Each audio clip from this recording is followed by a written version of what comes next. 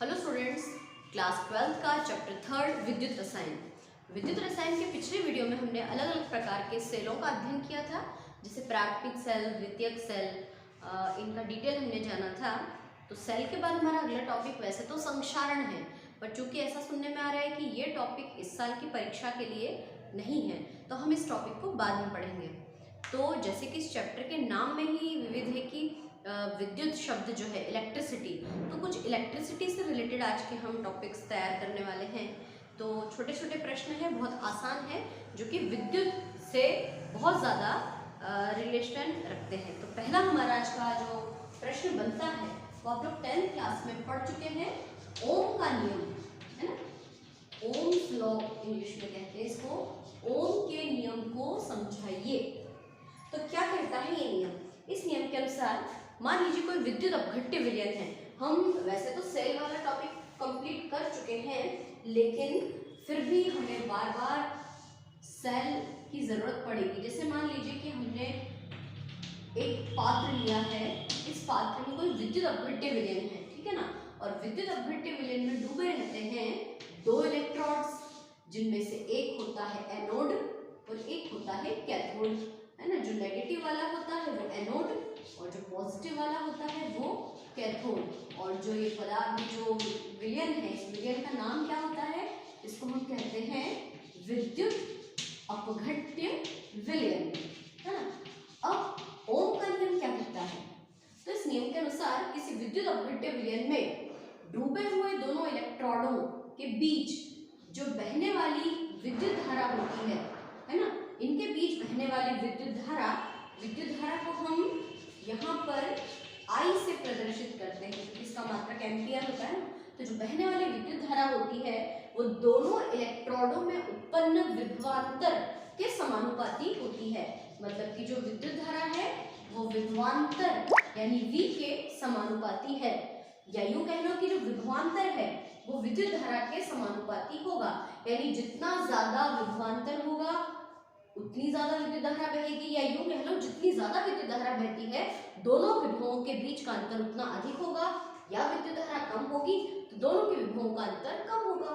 तो ओम के नियम के अनुसार किसी चालक सेल में डूबे हुए दोनों इलेक्ट्रोडों के बीच बहने वाली जो विद्युत धारा होती है वो विभवांतर के समानुपाती होती है। तो V is proportional to I। आगे सॉल्व करते हैं। V is equal to R into I। यहाँ पे R क्या है? रेजिस्टेंस, एक नियतांक है जिसको प्रतिरोध कहते हैं। इस I को इधर लाएंगे तो V upon I is equal to R। तो ये छोटा सा आपका ओम का नियम है। आप लोग जब फिजिक्स में इस टॉपिक को पढ़ेंगे तो उसमें ओम के नियम को प्रायोगिक तौर पे भी समझाया गया है, इसका प्रैक्टिकल भी आपको करने को दिया जाता है।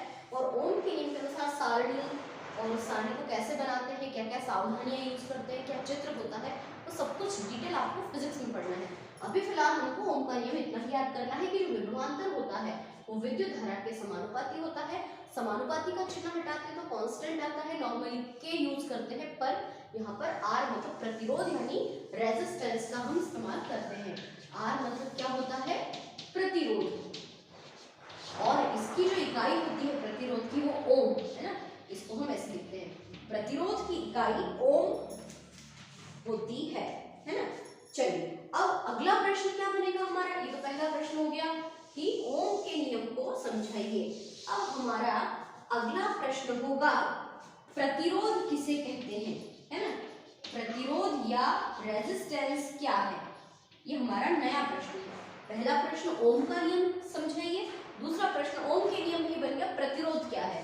तो प्रतिरोध का मतलब क्या होता है कि ये कोई चालक सेल है ना, एक सेल है जिसके अंदर एक पात्र में कोई विद्युत अपघट्य विलयन डूबा हुआ है और विद्युत अपघट्य विलयन में दो इलेक्ट्रोड्स हैं। इन दोनों इलेक्ट्रोडों के बीच में इलेक्ट्रिसिटी बह रही है और जो इलेक्ट्रिसिटी होती है वो उनके विभवांतर के समानुपाती होती है। और इनका जो मात्रक होता है वो रेजिस्टेंस, इनका जो नियतांक है वो प्रतिरोध है। तो प्रतिरोध क्या चीज है? तो किसी चालक सेल में जो बहने वाली विद्युत धारा होती है उस बहने वाली विद्युत धारा की बाधा या रुकावट को ही हम उसका प्रतिरोध कहते हैं। मान लीजिए कि किसी सेल में बहुत अच्छे से विद्युत धारा का प्रवाह हो रहा है, लेकिन उस विद्युत धारा के प्रवाह में जो आने वाली रुकावट होती है उस रुकावट को हम कहते हैं प्रतिरोध, है ना। और ये प्रतिरोध की परिभाषा कैसी होगी? तो जो प्रतिरोध होता है वो किसी सेल में डूबे हुए इलेक्ट्रॉनों की जो लंबाई है ना, ये इतने लंबे हैं ये इलेक्ट्रॉन, तो जो प्रतिरोध है वो इलेक्ट्रॉनों की, यहाँ पे लिख देती हूँ मैं शब्द कि प्रतिरोध इलेक्ट्रॉनों की लंबाई के तो समानुपाती होता है।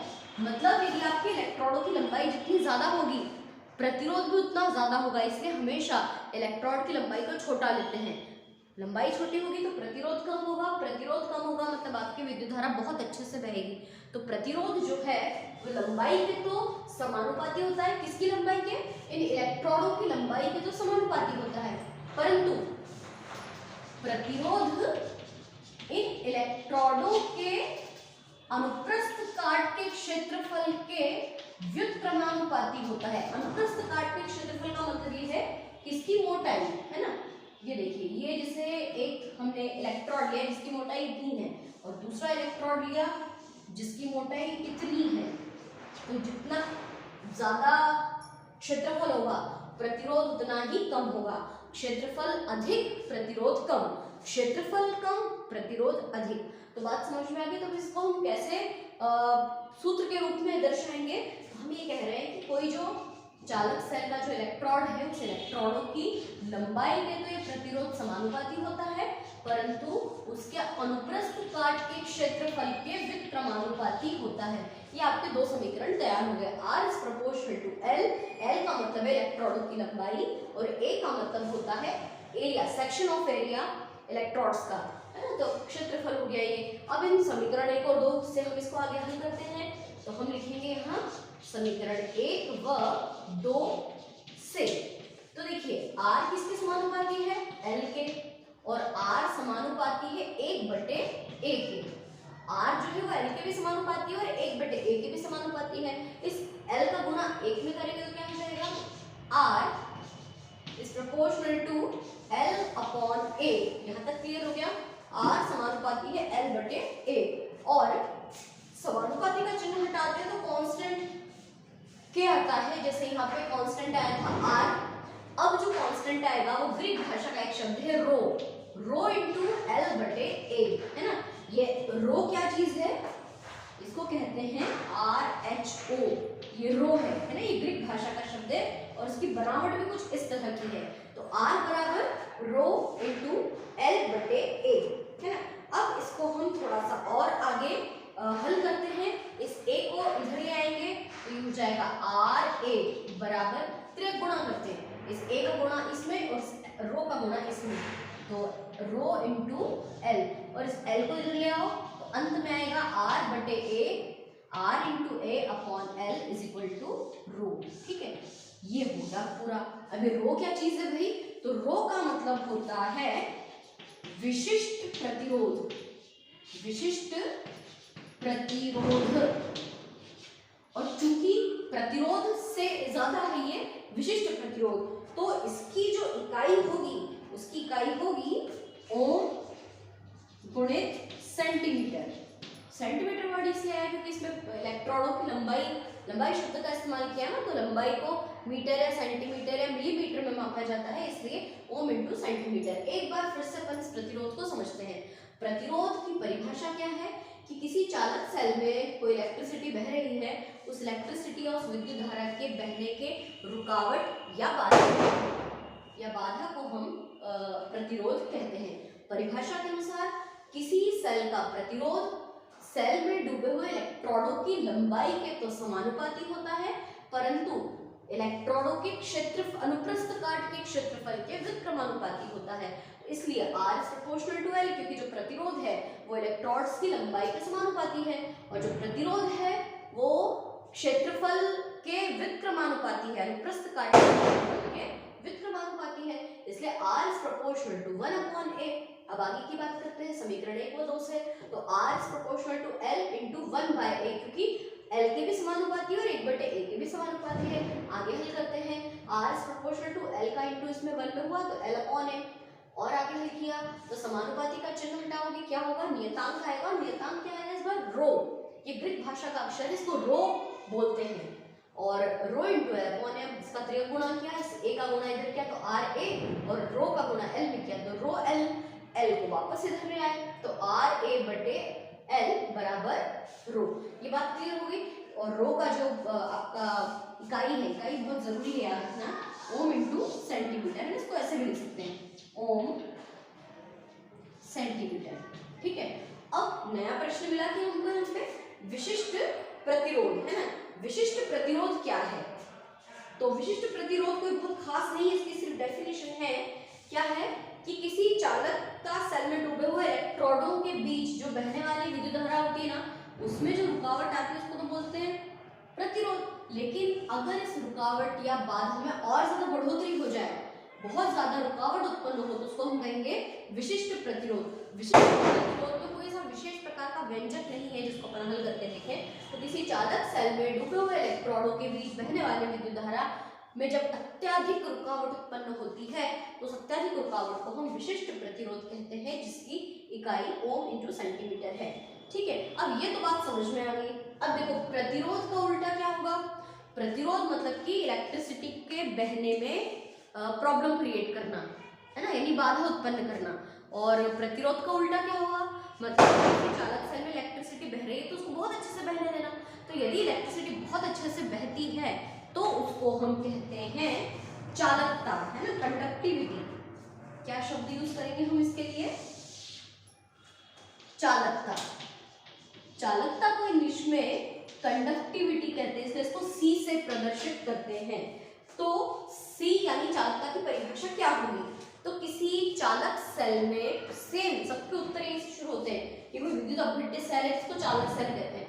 किसी चालक सेल में कोई विद्युत अपघट्य विलयन है जिसमें दो इलेक्ट्रॉन्स डूबे हुए हैं और उनमें जो बहने वाली विद्युत धारा होती है, जब वो बिना किसी बाधा या बिना किसी रुकावट के बहुत अच्छी तरह से बहती है तो उसे हम कहते हैं चालकता, है ना। जब विद्युत धारा का प्रवाह बहुत अच्छे से होता है तो उस उत्पन्न चालकता को हम चालकता कहते हैं, जिसको सी से प्रदर्शित करते हैं। अब देखो चालकता किसका उल्टा है? चालकता उल्टा है प्रतिरोध का। तो यदि प्रतिरोध की इकाई ओम है तो चालकता की इकाई क्या होगी? Ohm inverse. इनवर्स मतलब ओम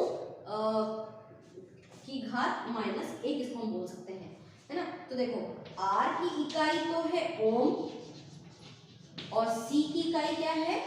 ओम इनवर्स। ठीक है, इसी प्रकार चालकता प्रतिरोध का उल्टा, तो विशिष्ट प्रतिरोध का उल्टा क्या होना चाहिए? विशिष्ट प्रतिरोध का उल्टा होता है विशिष्ट चालकता, है ना? विशिष्ट चालकता। चालकता को सी से और विशिष्ट चालकता को ग्रीक अक्षर कप्पा से प्रदर्शित करते हैं। बड़ा अजीब शब्द है, इसको कप्पा अक्षर से प्रदर्शित किया जाता है ना। तो इसकी डेफिनेशन क्या है कि किसी विद्युत अपघट्य विलयन की जो विशिष्ट चालकता होती है वो विशिष्ट प्रतिरोध के का व्युत्क्रम होती है। जो विशिष्ट चालकता है वो विशिष्ट प्रतिरोध का उल्टा होता है। विशिष्ट प्रतिरोध मतलब कि किसी सेल में विद्युत धारा के बहने में अत्यधिक रुकावट उत्पन्न होना, और इसका उल्टा क्या होगा? विशिष्ट चालकता। तो किसी चालक बहुत सिंपल डेफिनेशन है कि किसी विद्युत अपघट्य विलयन में जो बहने वाली विद्युत धारा होती है वो विशिष्ट प्रतिरोध के व्युत्क्रम होती है। मतलब विशिष्ट चालकता विशिष्ट प्रतिरोध का उल्टा होता है, जिसे कप्पा अक्षर से प्रदर्शित करते हैं। और एक और डेफिनेशन दी है कि किसी विलयन की विशिष्ट चालकता उसके 1 घन सेंटीमीटर विलयन की चालकता है ना। 1 घन सेंटीमीटर का मतलब जैसे हमने एक घन बनाया और इस घन को हमने इस तरह से डिवाइड किया कई भागों में, ऐसे, है ना, इस तरह से। तो 1 घन सेंटीमीटर विलयन की जो चालकता है उसको हम कहेंगे उसकी विशिष्ट चालकता। तो डेफिनेशन तो बहुत सिंपल सी है, पर इसका छोटा सा व्यंजक पढ़ते हैं, बहुत इंटरेस्टिंग है। तो क्या बात की अभी हमने कि जो विशिष्ट चालकता होती है वो किसका उल्टा होता है? विशिष्ट चालकता विशिष्ट प्रतिरोध का उल्टा होता है। तो हम लिख सकते हैं विशिष्ट चालकता बराबर 1 विशिष्ट प्रतिरोध। ठीक है, व्युत्क्रम होती है मतलब कि उल्टा होता है। विशिष्ट चालकता को कप्पा अक्षर से प्रदर्शित करते हैं और विशिष्ट प्रतिरोध को रो से, 1/रो, है ना। विशिष्ट प्रतिरोध देखो मैंने अभी निकाला था, ये रो रो मतलब कि विशिष्ट प्रतिरोध। अब हम यहाँ पे लिख सकते हैं कि हम जानते हैं कि क्या जानते हैं कि रो का मान होता है ये RA/L, है ना। हम जानते हैं कि रो बराबर L RA/L, तो क्यों ना हम वो मान इस समीकरण में रख दें, है ना। इसको देते हैं अपन समीकरण नंबर 1 और फिर लिखते हैं कि समीकरण 1 में रो का मान रखने पर जी के मान रख देते हैं। तो कहाँ से शुरू करेंगे, कप्पा बराबर 1/, रो का मान है RA/L। इसको हल करते हैं, कप्पा बराबर ये L ऊपर जाएगा तो 1 गुणित L ऊपर गया L/RA। अब इसको हम दो तरह से हल कर सकते हैं। दो तरह से कैसे, या तो हम ऐसे लिख दें कि कप्पा बराबर इस A का गुणा L में करो तो L/RA, या यूं भी लिख सकते हैं कि कप्पा बराबर इस R का गुणा मतलब R के बटे में A आ गया 1/R गुणित L/A, ऐसे भी तो लिख सकते हैं, है ना। 1 का गुणा L में किया तो L/R है, या यूं कह लो कि ये बहुत बड़ा सा ये भाग का निशान है तो 1/R और L/A, ऐसा भी लिख सकते हैं। अब आगे हम आपको बताएंगे कि हम जानते हैं भाई कि 1/R का मान जो होता है वो C के बराबर होता है। ये कहां से आया, क्योंकि C क्या चीज है, चालकता, और चालकता किसकी उल्टी होती है, प्रतिरोध का उल्टा चालकता होता है। तो यदि प्रतिरोध का मान R है और चालकता उसका अपोजिट है तो 1/R बराबर C होगा ना। तो 1/R का मान तो C होता है, और क्या लिखा है L/A। L/A को G या X से प्रदर्शित करते हैं। ये क्या चीज है, ये है सेल स्थिरांक। अगले प्रश्न में वही हम क्लियर करेंगे। तो हम जानते हैं कि 1/R का मान तो C है और L/A का मान G या X है। जो मान रख देते हैं तो लास्ट स्टेप आ जाएगी आपकी, कप्पा बराबर इसकी जगह C और इसकी जगह G। ये हो गया हमारा विशिष्ट चालकता का छोटा सा व्यंजक कंप्लीट, है ना। अब ये इसकी इकाई, तो विशिष्ट चालकता किसका उल्टा है, विशिष्ट चालकता उल्टा है विशिष्ट प्रतिरोध का। तो यदि विशिष्ट प्रतिरोध की इकाई ओम गुणित सेंटीमीटर है तो इसकी इकाई क्या हो जाएगी, विशिष्ट चालकता मतलब कप्पा की इकाई हो जाएगी ohm inverse into centimetre inverse. ये सारी इकाइयां हमको अंत में टैली करना और इनको याद भी करना है। प्रतिरोध का उल्टा चालकता, चालकता का उल्टा प्रतिरोध, विशिष्ट प्रतिरोध का उल्टा विशिष्ट चालकता, या कह लो कि विशिष्ट चालकता का उल्टा विशिष्ट प्रतिरोध। तो ये छोटी छोटी सी डेफिनेशंस हो गई, लेकिन एक और नया प्रश्न मिला हमको, कौन सा, सेल स्थिरांक क्या है। अब सेल स्थिरांक पढ़ने के लिए हमको ये मिटाना होगा। और छोटा सा प्रश्न है सेल स्थिरांक, सेल स्थिरांक। सेल स्थिरांक की डेफिनेशन पढ़ने के पहले मैं आपको इसका सूत्र बता दूं तो डेफिनेशन अपन यूं बना लेंगे, x बराबर L/A या G बराबर L/A। अब G या x जो है वो सेल स्थिरांक है, तो क्या डेफिनेशन होगी कि किसी विद्युत अपघट्य विलयन या किसी चालकता सेल का सेल स्थिरांक का जो मान होता है इलेक्ट्रोडों की लंबाई तथा इलेक्ट्रोडों के अनुप्रस्थ काट के क्षेत्रफल के अनुपात को सेल स्थिरांक कहते हैं। इलेक्ट्रोडों की लंबाई मतलब L और इलेक्ट्रोडों के अनुप्रस्थ काट के क्षेत्रफल का जो अनुपात है वही सेल स्थिरांक कहलाता है ना। इसको G या X से प्रदर्शित करते हैं और इसकी जो इकाई होती है, यूनिट होती है, वो क्या है, सेंटीमीटर इनवर्स, या सेंटीमीटर से बड़ी इकाई मीटर इनवर्स। ठीक है, तो कितनी सारी छोटी छोटी चीजें हो गई, ओम का नियम, प्रतिरोध, विशिष्ट प्रतिरोध, चालकता, विशिष्ट चालकता और ये सेल स्थिरांक। 6 छोटे छोटे प्रश्न हमारे कंप्लीट हो गए। इसके बाद में और भी अलग अलग प्रकार की चालकताएं हैं, तुल्यांकी चालकता, आणविक चालकता, मोलर चालकता, जिसे अपन अगली वीडियो में पढ़ेंगे।